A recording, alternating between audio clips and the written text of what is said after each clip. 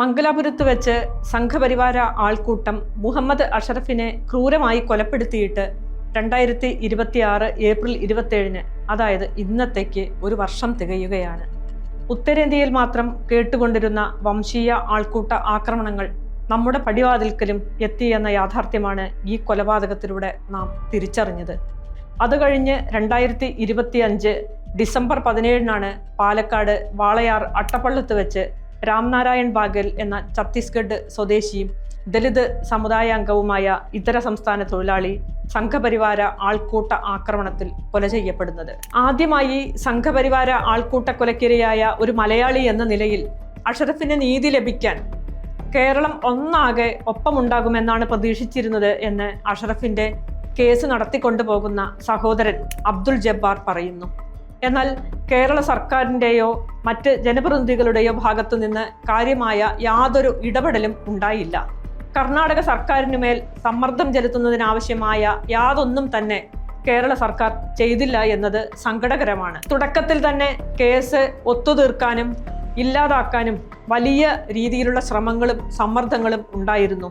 എന്നാൽ അവയെല്ലാം അതിജീവിച്ചുകൊണ്ട് മംഗളൂരു, ബംഗളൂരു എന്നിവിടങ്ങളിൽ കേന്ദ്രീകരിച്ച് പ്രവർത്തിക്കുന്ന മനുഷ്യാവകാശ സംഘടനകളുടെയും അഭിഭാഷക കൂട്ടായ്മകളുടെയും സഹായത്തോടെയാണ് ഈ കേസിൽ ആശ്വാസകരമായ നിയമ നടപടികളുമായി മുന്നോട്ട് പോകാനായത്. കേസിൽ ഇതുവരെ 21 പേരാണ് അറസ്റ്റിലായിട്ടുള്ളത്. ഇതിൽ ഭൂരിഭാഗം പേർക്കും ജാമ്യം ലഭിച്ചെങ്കിലും മുഖ്യപ്രതികളിൽ 3 പേർക്ക് ജാമ്യം ലഭിക്കാതെ ഇന്നും ജയിലിൽ കഴിയുന്നുണ്ട്. അങ്ങനെ നോക്കുമ്പോൾ ഇന്ത്യയിലെ ആൾക്കൂട്ട കൊലപാതകങ്ങളുടെ ചരിത്രത്തിൽ തന്നെ ഈ കേസിന് ഏറെ പ്രാധാന്യമുണ്ട്.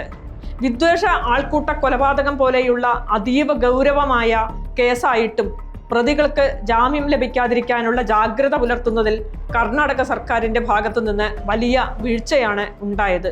പ്രതികൾക്ക് ജാമ്യം ലഭിച്ചതിനെ തുടർന്ന് അടിയന്തരമായി ഹൈക്കോടതിയെ സമീപിക്കാനും ഇനിയെങ്കിലും ഈ കേസിൽ കടുത്ത ജാഗ്രതയോടെ നിയമ നടപടികളുമായി മുന്നോട്ടു പോകാനും ഭരണകൂടം തയ്യാറാകണം. കൂടാതെ ഒരു വർഷം പിന്നിട്ടിട്ടും കേസിന്റെ അന്വേഷണം പൂർത്തീകരിക്കാൻ പോലീസിന് കഴിഞ്ഞിട്ടില്ല എന്നത് മറ്റൊരു വലിയ വീഴ്ചയാണ്. അറസ്റ്റിലായ 21 പേർക്ക് പുറമെ കേസിൽ ഉൾപ്പെട്ട മുഴുവൻ പ്രതികൾക്കെതിരെയുമുള്ള അന്വേഷണം വേഗത്തിൽ പൂർത്തീകരിച്ച് അഡീഷണൽ കുറ്റപത്രം കൂടി കോടതിയിൽ സമർപ്പിക്കേണ്ടതുണ്ട്. Tehseen Poonawalla versus union of India എന്ന കേസിലെ സുപ്രീം കോടതിയുടെ മാർഗനിർദ്ദേശങ്ങൾ ഈ നിയമ പോരാട്ടത്തിൽ തീർച്ചയായും സഹായകമായിട്ടുണ്ട്. ആൾക്കൂട്ട കൊലപാതക കേസുകളിൽ സുപ്രീം കോടതി കൃത്യമായി നൽകിയിട്ടുള്ള ഈ മാർഗനിർദ്ദേശങ്ങൾ പൂർണ്ണമായും നടപ്പാക്കാൻ കർണാടക സർക്കാർ അടിയന്തരമായി തയ്യാറാകേണ്ടതുണ്ട്. പ്രതികൾക്ക് അർഹമായ ശിക്ഷ ഉറപ്പാക്കുന്നതിനായി വേഗത്തിൽ അഡീഷണൽ കുറ്റപത്രം സമർപ്പിക്കണം. ഈ കേസ് ഉടൻ തന്നെ അതിവേഗ കോടതിയിലേക്ക് മാറ്റാനും ഭരണകൂടത്തിന്റെ ഭാഗത്തു നിന്ന് നിയമ നടപടി ഉണ്ടാകണം. കൂടാതെ കേസിന്റെ വിചാരണ പൂർത്തിയാകുന്നതുവരെ പ്രതികൾ റിമാൻഡിൽ തന്നെ തുടരേണ്ടതുണ്ട്. ആൾക്കൂട്ട കൊലപാതകങ്ങളിലെ സുപ്രീം കോടതി മാർഗനിർദ്ദേശങ്ങൾ ഭരണകൂടം പൂർണ്ണമായും പാലിക്കേണ്ടതുണ്ടെന്ന് ഉറപ്പുവരുത്തേണ്ടതുണ്ട്.